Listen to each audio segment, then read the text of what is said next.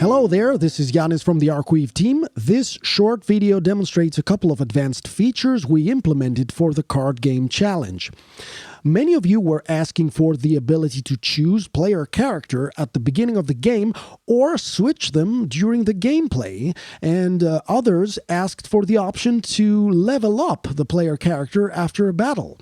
These advanced features we have now implemented, so let's take a look at how you can apply them to your card game project. In order to get them to work, we will be using Arcweave's dialogue system as well as global variables and element attributes. So far, the game assumes that your player character is the wizard component you've placed first on the player list in the settings component. So if we open our settings component, we see that the player list has this wizard, Arcmedea the Arcweaver. At the same time, my dialogue trees are static. They seem to be featuring the player, but in fact, they are just featuring this specific wizard, no matter who the player is in the settings component. So if I change my player here, this dialogue will make little sense, and this dialogue will make even less sense because it features two other people. So let's fix this. And the first step is to add, let's get this to the original state. Now, the first step is to add more wizards to the player list. So I will add all the wizards I have, all the components here to my player list. Then we need a way to pick from this list. So we create an Arcweave variable called player index.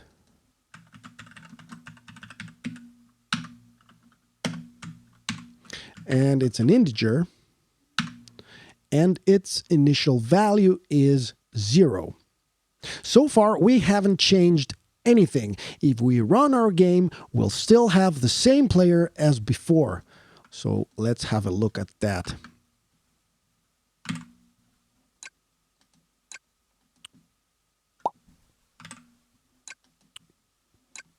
The same dialogue.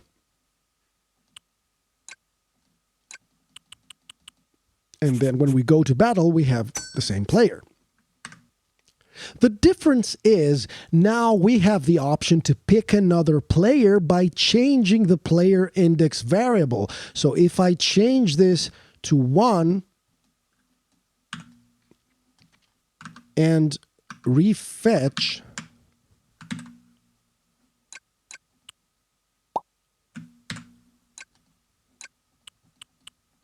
and go to battle,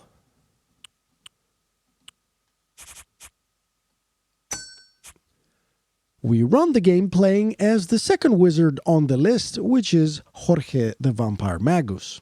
And we're playing against ourselves. Of course, the magic of it all happens when you change this variable during a dialogue sequence. For example, if I go to my dialogue with my first enemy, Jorge the Vampire Magus, I will quickly add another branch here to demonstrate this. So go here, go good evening, and then I'll just say, okay, continue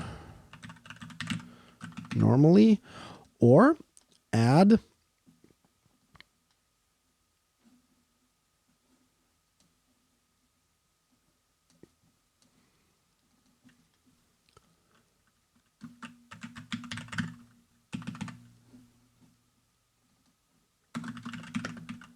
let's see if you can fight yourself. And I will add a code segment, an arc script segment that makes the assignment for player index to become 1. Of course, let's make sure that we start with 0. Otherwise, there's no point. And let's see the game.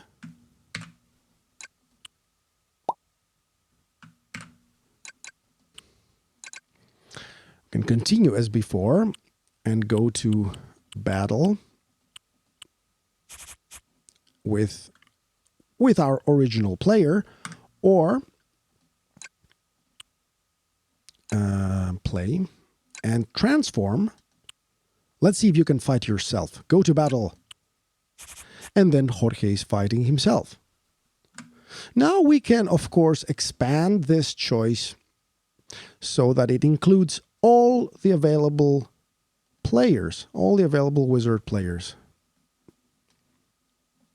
So if we go to change, let's say change player.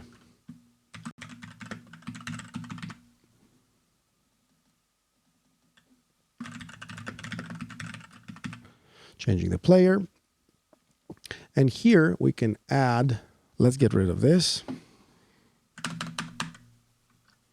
And now we can add options for all the players. So let's say I add another element that says become Jorge, the Vampire Magus, or become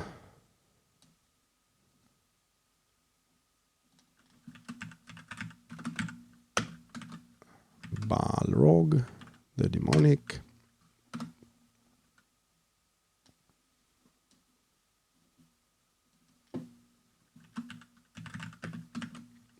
And Marta. And here I can even add them as my own. Well, we can say this is the avatar of the new player now. And we, in order to actually play as them, we need to add a little bit of code. And we can add this assignment either in the label or inside the element. Well, let's add it in the label. So press enter.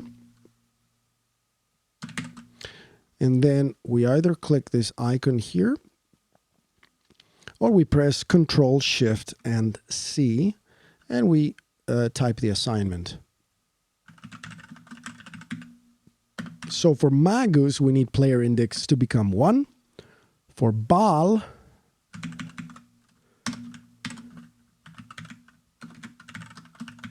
we need it to become 2. And for the last one, Marta, 3. Remember that 0 is the first element in the list. The first component in the list. 1 is the second. 2 is the third. What? Oh, first 1, 2, 3. Yes, correct. So 1 is the Magus, etc., etc. And we can add a little line of triumph here, like finally, or I love my new self, or let's do this. Right. Let's run the game and see how this looks.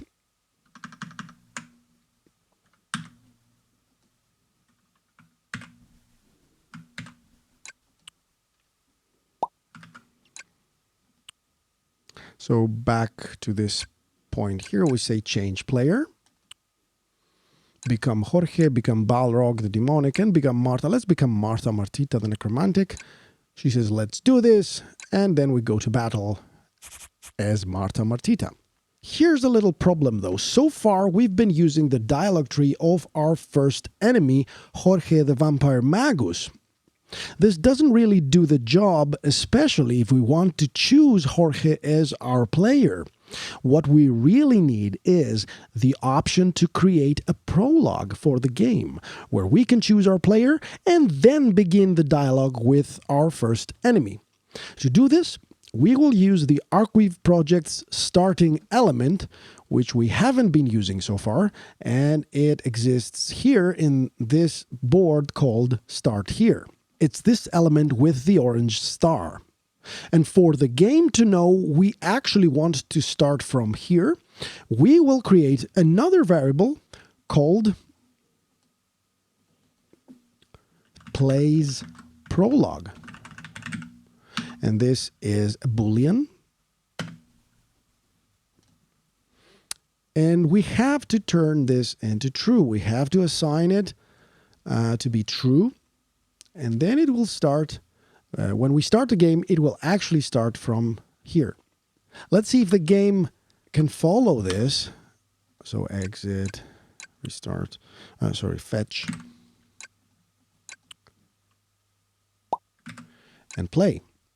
And yes, now we start from the starting element. Test your dialogues here.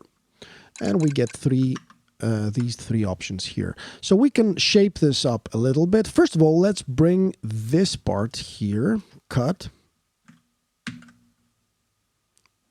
and delete the continue bit, and go to start here.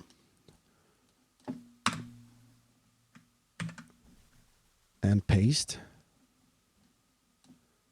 Well, for the sake of this tutorial, I'll just delete these. We don't need them. And now, changing the player, we can just connect all these here.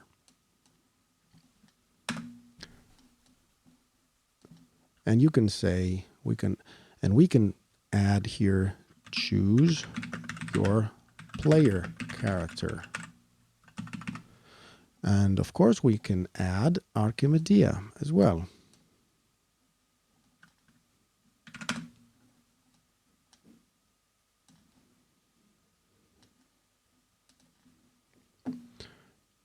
Become, well, it's not great, but let's keep it become Arcjam, the Arcweaver.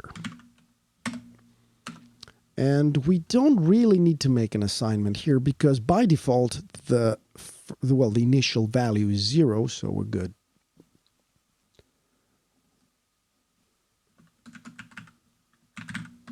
Awesome. Now let's run the game and see what happens.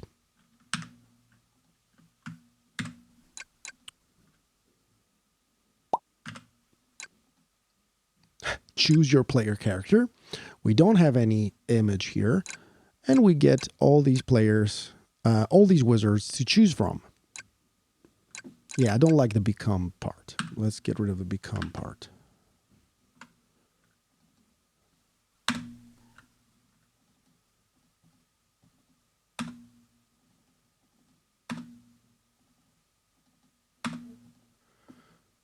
Right. The problem is, if I pick one, become Balrog the Demonic, for example, or Arcjam the Arcweaver. Arcjam ended up being the last one. To change this, we need to go to the play mode, play, and just move the button for Arcjam the Arcweaver to be first on the list. Now the problem is, when we make our choice, we then get the option to go straight to battle without actually going through the dialogue with the enemy. This, of course, happens because when the dialogue finishes here, the button that says go to battle is automatically created. To fix this, we need to go to the last element of our prologue. So we get to write our prologue. We can make it as long as we want. And once it reaches its end, its last element, we need to add a new attribute. Now we can add the attribute to all of these elements here, but I'm going to cheat and I'm going to create another element and that says, I can't wait to see you lose. And I'm going to connect all of these elements, regardless of who the speaker is here, to this next element. And the same speaker will carry on since I'm not adding another speaker. I'm not changing the speaker. Now I'm going to use, I'm going to add the element property. And the attribute I need to add is dialogue. Not end or stop, because this would create the same go to battle button, but instead prologue end. So it's the end of the prologue.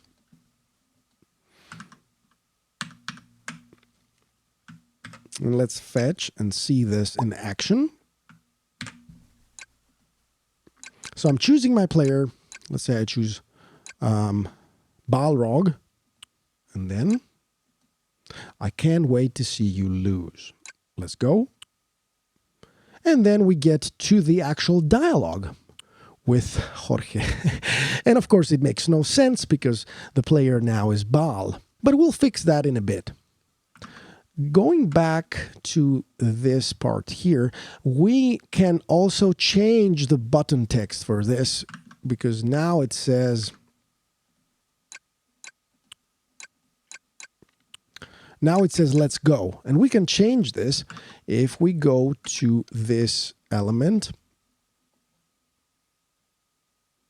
to its properties, and add another property, another string field. But this one is called prologue and text. So this will be the text of the button that ends the prologue. And we can say, for example, let's rock and roll. So let's say Jorge the Vampire Magus, finally, next. I can't wait to see you lose. Let's rock and roll. And then we get to our dialogue with the enemy. Let's now address the elephant in the room. We can go to battle now with any wizard we want as our player, but our dialogue trees still make no sense. So if we go to, for example, Jorge, regardless of who the current player is, the dialogue still shows this one, Archimedea the Arcweaver, giving all the responses. To create a more dynamic effect, we can create a wildcard component, and this will have a specific name. I'm going to add here, create component, and this component should be named open double square brackets, type player in capitals, and close the double square brackets. That's it. Now we can attach this wildcard component to our dialogue trees, replacing the static player that we had before.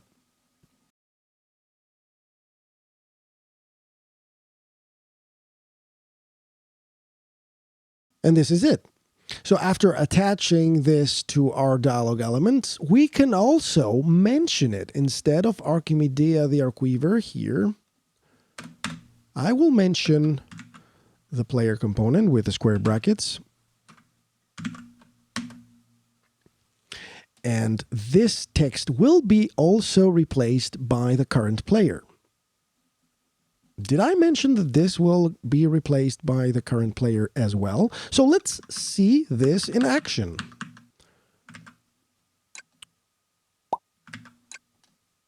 So here we are again, choose the player character. So now we can choose Marta, for example. Let's do this. I can't wait to see you lose and let's rock and roll. And then we have Marta actually having the dialogue with Jorge. And even more, her name is automatically used here in the dialogue, replacing this wildcard name. And of course, we continue going to the battle. Marta versus the Magus. Now, you may have noticed that if we have the same wizards in the player and the enemies list, as I have here, nothing will stop the game from making us play against ourselves at some point. So if I pick the Magus as my player, the game will start with the Magus playing against himself. This is the default behavior, but if we want to prevent it, we will have to explicitly tell the game not to do it. And to do this, we need to add another variable called skips enemy if self. Skips enemy if self. And that's another Boolean.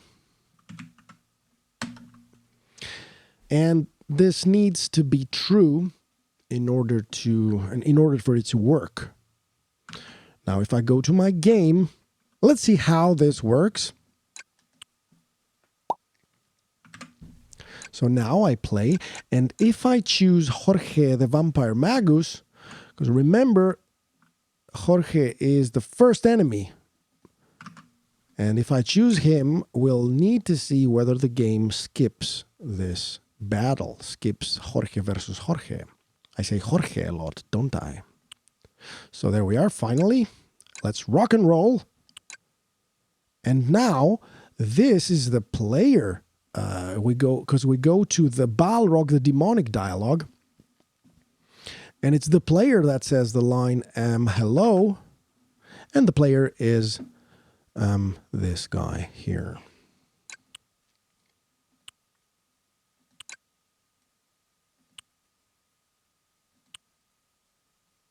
And go to battle. So we see that basically the game skips the enemy if the enemy is the same as the player. Finally, we can use all these previous features to create the effect of the player leveling up. To do that, we need to create a different wizard component for each level of the character with different stats, more cards, etc., etc. So let's do this for our original player, Arcmedea, the Arcweaver. First of all, I'm going to duplicate. And the first one in the list, I'm going to rename to Arcmedea the Beginner. And I'm going to get rid of some of the cards, so she doesn't have that much strength. Maybe even make the health a little lower. I can even change things like the color, the initial gems, but let's leave it like this. And the other one will be Arcmedea the Tough One. And she can have all these cards. The health can be more. And she can even start with more gems. And more max gems. And I have actually prepared a different look. There we are. That's perfect. Let's, of course, not forget to go to settings, get rid of our... get rid of the others and add Arcmedea the Beginner as our 0 index and Arcmedea the Tough One as index 1. Now, of course, I need to fix all these parts here. So I will get rid of my prologue, plays prologue. Don't play the prologue. Quit all that, skip it. And now, if I go to Jorge Dialogue, I'll just create a quick detour saying good evening. I'll just continue normally or level up.